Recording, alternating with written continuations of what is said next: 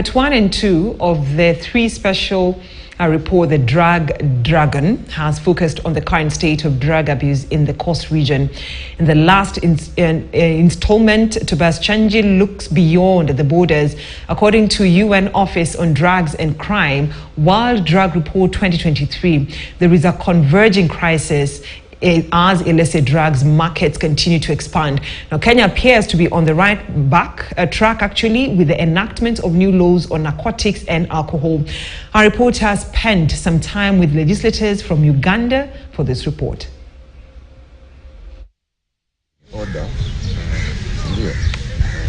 Meet Karamadi Stephen, a former platoon sergeant with Uganda People's Defence Force, UPDF. Stephen, whose mother is Kenyan but born to a Ugandan father, is a recovering drug addict.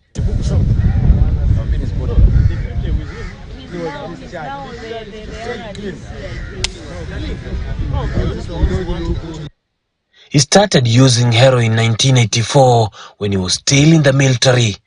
He says a friend who was a seaman introduced him to the vice. Alikuwa anatoka na hii drug Ulaya, akija anatuonesha hii ndio bangi tunavuta ya powder siku hizi, tuvuti ya majani ya Kisumu. Tulianza na ilikuwa tunaanza na brown ambayo tunaita chess ya bati. Hii ndio tulianzisha nayo na tukajua hii drug.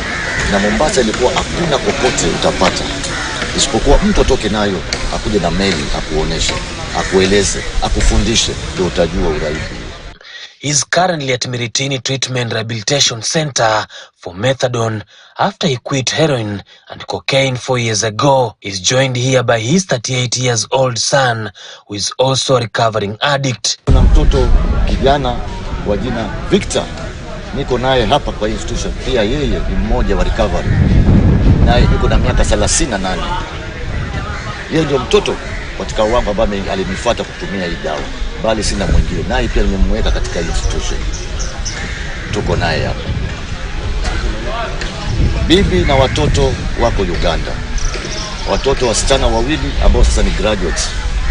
Wanajishughulikia maisha yao na mama yao, she works with the NGO company. According to Wilson Kazenje, who is the chairperson for the Defense and Internal Affairs Committee in the Ugandan Parliament, Kenya has taken impressive strides by passing the Narcotic and Substance Control Bill. Uganda is yet to enact any law in alcohol, but rather depend on the colonial Enguli Act, but has successfully banned miraa, sentiments supported by his counterpart in the Health Committee. It's called Mairunji, it's called, there's another name that they call it.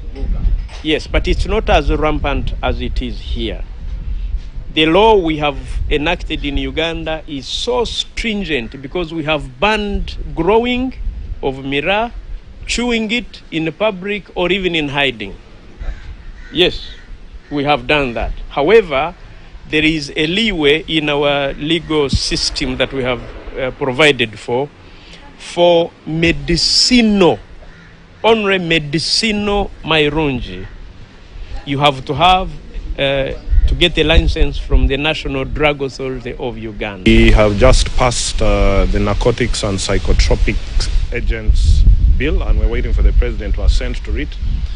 However, Uganda has decided to have a separate bill for narcotics, and then there's one to come as a private member's bill on alcohol.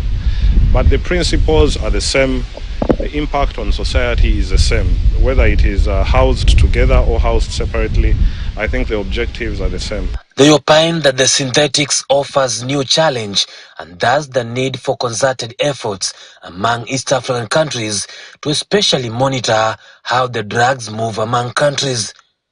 According to UN Office on Drugs and Crime, UNODC, World Drug Report 2023, people who inject drugs are 13.2 million, which is 18% higher than previously estimated.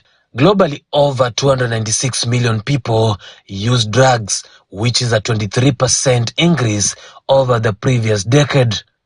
The report further adds that the number of people who suffer from drug use disorder has skyrocketed to 39.5 million. a 45% increase over 10 years. We are not looking at this as a problem for Kenya, for Uganda, for Tanzania. It's a regional problem because Kenya cannot be steps ahead and Uganda is lagging behind, because you'll find the illicit trade being in the neighboring countries and the efforts of Kenya will have been watered down. So I am, as a doctor, as a member of parliament, I'm also happy that Uganda is taking the strides. UNODC now says that public health, prevention and access to treatment services must be prioritized worldwide. And we think the Republic of Kenya will have to learn from us with regards to the what we have provided for. If you break the law, the sentence, the fines are so stringent. We think on that one the Republic of Kenya will learn from us, as we are learning from them on treatment and rehabilitation. Tobias Chanji, KTN News. So now the National Dialogue Committee today began receiving oral submissions from various organizations